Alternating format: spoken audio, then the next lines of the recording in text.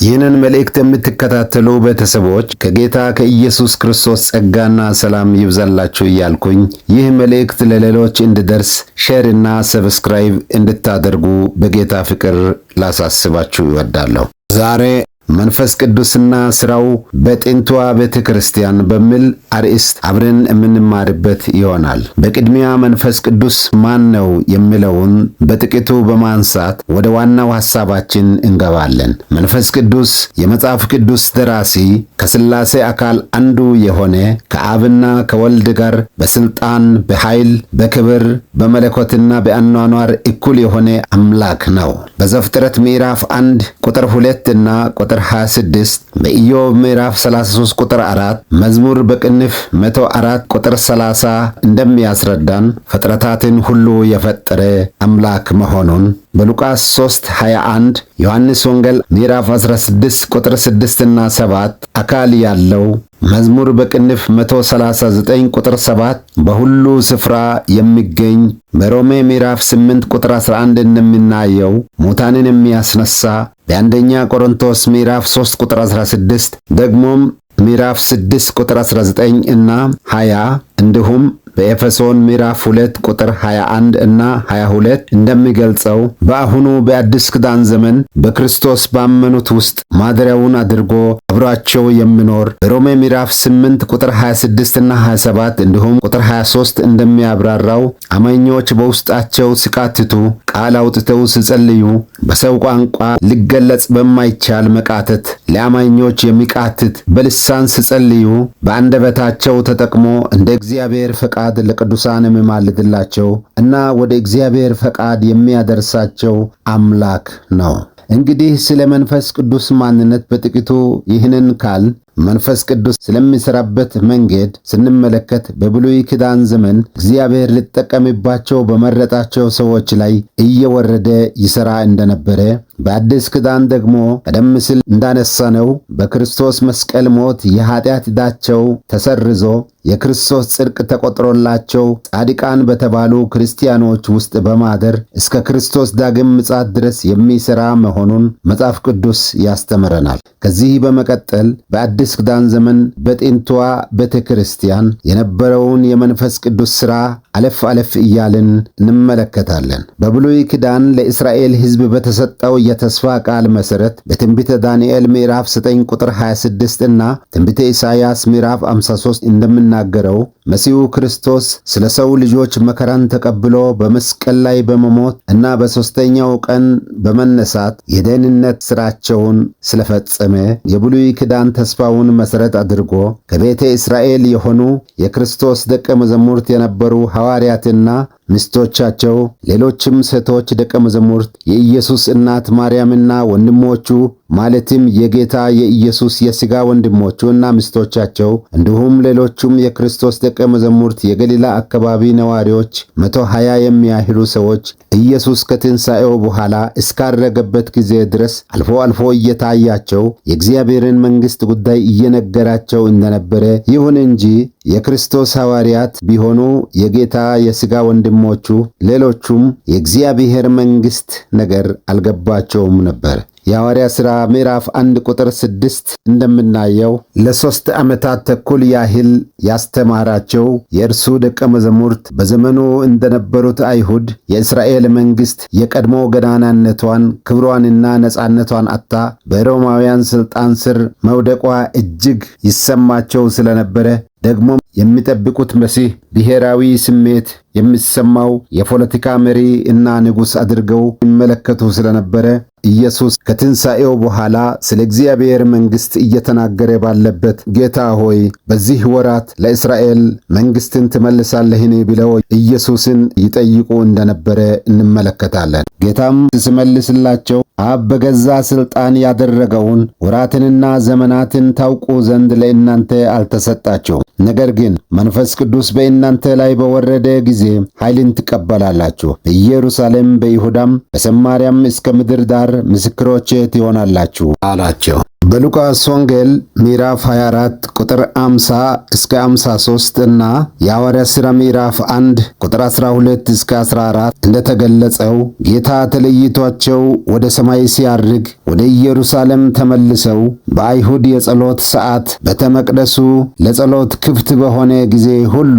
120ዎቹ በአንድ ልብ ሆነው ለጸሎት ይተጉ እንደነበረ እንመለከታለን። በሐዋርያት ሥራ ምዕራፍ 2 እንደተገለጸው ባለ ሃምሳ የተባለው በግሪኩ ጴንጤቆስጤ ቀን ለማክበር በዓለም አገሮች ተበታትነው ኑራቸውን የሚኖሩ የአይሁድ ዲያስፖራ ለበዓሉ በኢየሩሳሌም ተሰብስበው ነበር። የክርስቶስ ደቀ መዛሙርትም 120ዎቹ ከቤተ እስራኤል ስለነበሩና ኢየሱስ ክርስቶስ ከጥቂት ጊዜ በኋላ በመንፈስ ቅዱስ ትጠመቃላችሁ ስላላቸው በጸሎት እየተጉ በኢየሩሳሌም ቆይተው ነበር። በበዓሉ ዕለት ቀደም ሲል ቤተ መቅደሱ ክፍት በሆነ ጊዜ ሁሉ ይጸልዩ በነበሩት የመቅደሱ ክፍል እንደ ልማዳቸው ተሰብስበው ነበርና በድንገት እንደሚነጥቅ አውሎ ነፋስ ከሰማይ ድምፅ መጣ። ተቀምጠውም የነበሩበትን ቤት ሁሉ ሞላው። እንደ እሳት የተከፋፈሉ ልሳኖች ወይም ለመናገር ዝግጁ የሆኑ የምላስ ቅርጾች ታዩአቸው፣ በ120ዎቹ ላይ ተቀመጡባቸው። ያን ጊዜ ሁሉን መንፈስ ቅዱስ ሞላባቸውና ይናገሩ ዘንድ መንፈስ ቅዱስ እንደሰጣቸው በሌላ ልሳኖች መናገር ጀመሩ። በጊዜው ለበዓሉ የተሰበሰበው ሕዝብ እጅግ ብዙ ስለነበረ በቤተ መቅደሱ ክፍሎች፣ በመመላለሻዎች፣ በኮሪደሮች፣ በሴቶች አደባባይ፣ በአይሁድ ወንዶች አደባባይ፣ በካህናት አደባባይ፣ በተለያዩ ቦታዎች እጅግ ሞልተው የተጨናነቀው ሕዝብ ይህ ድምፅና እንቅስቃሴ የሆነበት የመሰብሰብ ምክንያት ሆነና 120ዎቹ ከተለያዩ አገሮች የመጡ አይሁድ በሚሰሙበትና በሚያውቋቸው በአገራቸው ቋንቋ የእግዚአብሔርን ሥራ እያደነቁ እያመሰገኑና እየተመሰካከሩ እርስ በርስ ይነጋገሩ ነበርና ሕዝቡም ይህ ምን ይሆን ብለው አመነቱ። አንዳንዶቹ የነበረውን እንቅስቃሴ አይተው እነዚህ ጉሽ የወይን ጠጅ ጠግበዋል ብለው አፌዙባቸው። ሌሎቹ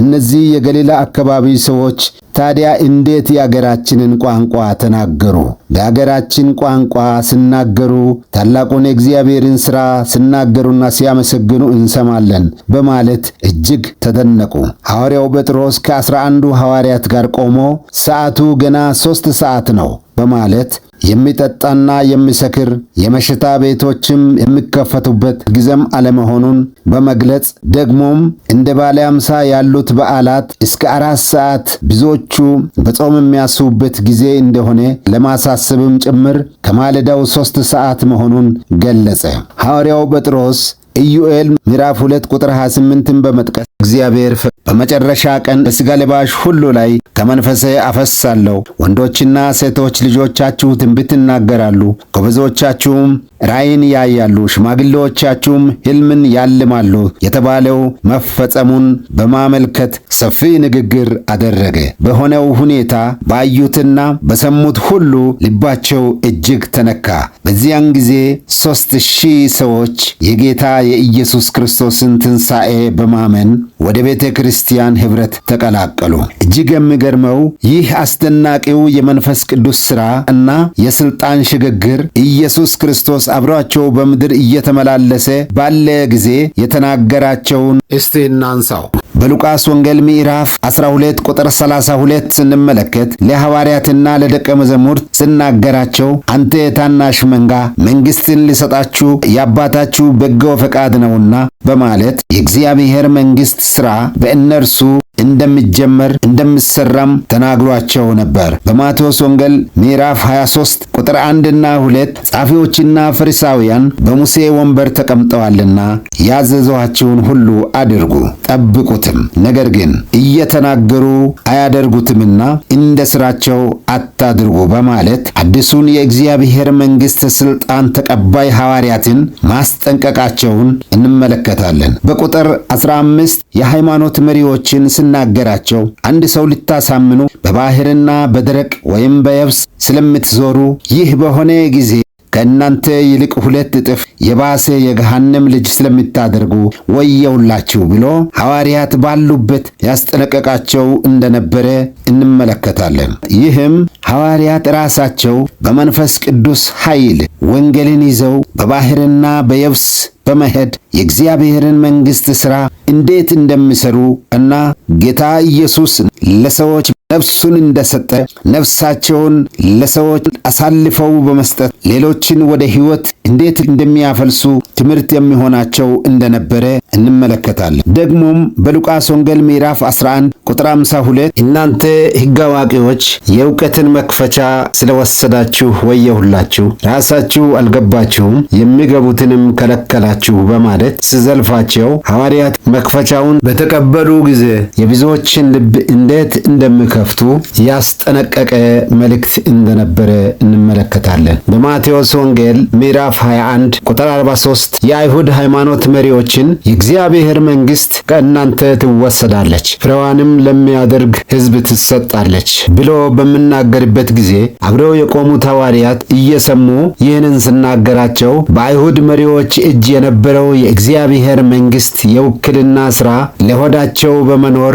በጸሎት ርዝመት በማመካኘት የመበለቶችን ቤት እየበዘበዙ የነበሩት የእግዚአብሔር መንግሥት ሥራ ወደ ሐዋርያት ሲሸጋገር ሐዋርያት በመንፈስ ሙላትና በሚገርም የመንፈስ ምርት ነፍሳቸውን ለድሆች ለመበለቶችና ለነፍሳት ሁሉ እንዴት መስጠት እንደሚገባቸው እጅግ የሚያስጠነቅቃቸውና የሚያስተምራቸው መልእክት ነበረ። ኢየሱስ ለሃይማኖት መሪዎች ሲናገራቸው በአጠገቡ የቆመው ሐዋርያው ማቴዎስ መንፈስ ቅዱስ በበዓለ ሃምሳ ከወረደ በኋላ በሐዋርያት ትምህርት መንፈስ ቅዱስ ሲያሳስባቸው እነርሱም በስፍራው የነበሩ የዓይን ምስክሮች ስለሆኑ የኢየሱስ ክርስቶስን ትምህርት ሌሎችን ሲያስተምሩ ያንን በወንጌል የጻፈ መሆኑን እንገነዘባለን። በጌታ ወንድሞቼና እህቶቼ በአጠቃላይ የሐዋርያ ሥራ 2 በበዓለ ሃምሳ ዕለት የወረደው መንፈስ ቅዱስ ሐዋርያትና ሌሎች ሴቶችና ወንዶች በተለይም ሐዋርያት እንደ አይሁድ የሃይማኖት መሪዎች ግብዞች እንዳይሆኑ፣ ይህ ማለት ያልሆኑትን እና ያላደረጉትን እንደሚሆኑና እንደሚያደርጉ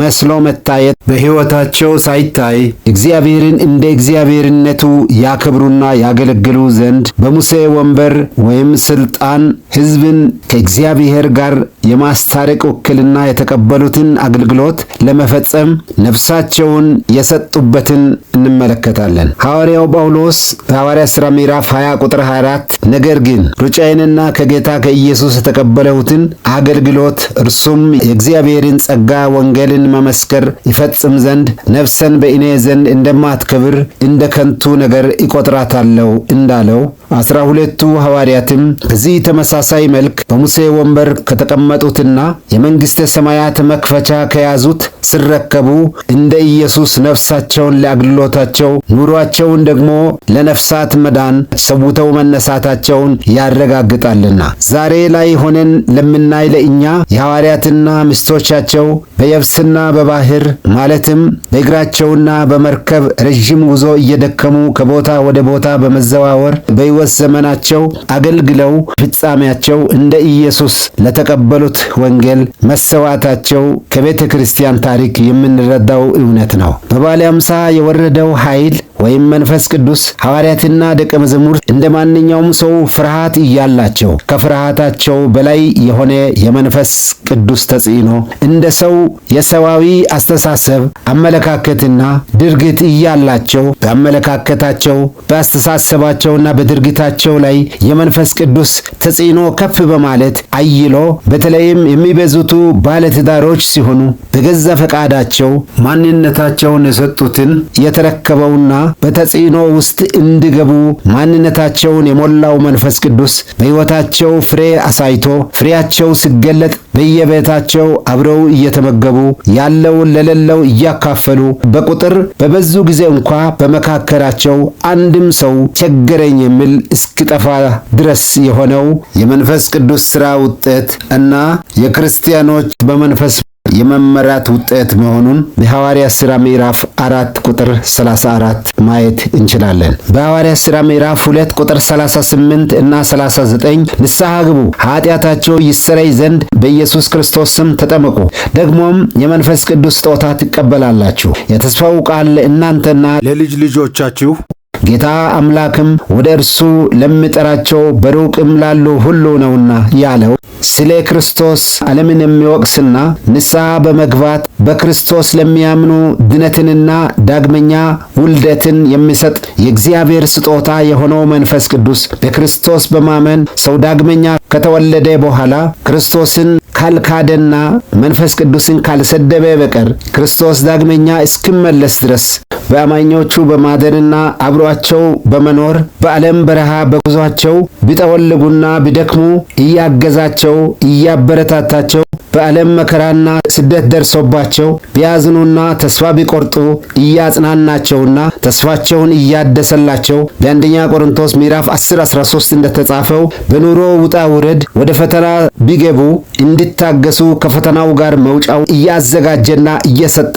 እያባበለና እያሻገረ ዘውትር ሳይለያቸው አብሯቸው እንደሚኖር መጽሐፍ ቅዱስ በሚገልጸው እንረዳለን። በዮሐንስ ወንጌል ምዕራፍ 14 ቁጥር 23 የሚወደኝ ቢኖር ቃሌን ይጠብቃል፣ አባትም ይወደዋል፣ ወደ እርሱ እንመጣለን፣ በእርሱም ዘንድ መኖሪያ እናደርጋለን እንዳለው ሰው በክርስቶስ በማመን ዳግመኛ ሲወለድ አብና ወልድ በመንፈስ ቅዱስ አማካኝነት በሥላሴ አንድነት በአማኙ ውስጥ መኖሩን ያረጋግጣል። በኤፌሶን ምዕራፍ 5 ቁጥር 18 እና በገላትያ 5 ቁጥር 25 እንደምናገረው በጥንቷ ቤተ ክርስቲያን በመንፈስ ቅዱስ መሞላት፣ በመንፈስ መመራት እና በመንፈስ መመላለስ ትእዛዛዊ መልእክቶችና ዋና ጉዳዮች ነበሩ። በጥንቷ ቤተ ክርስቲያን አገልግሎት ስታሰብ በመንፈስ ቅዱስ የተሞላ የሚለው በቅድሚያ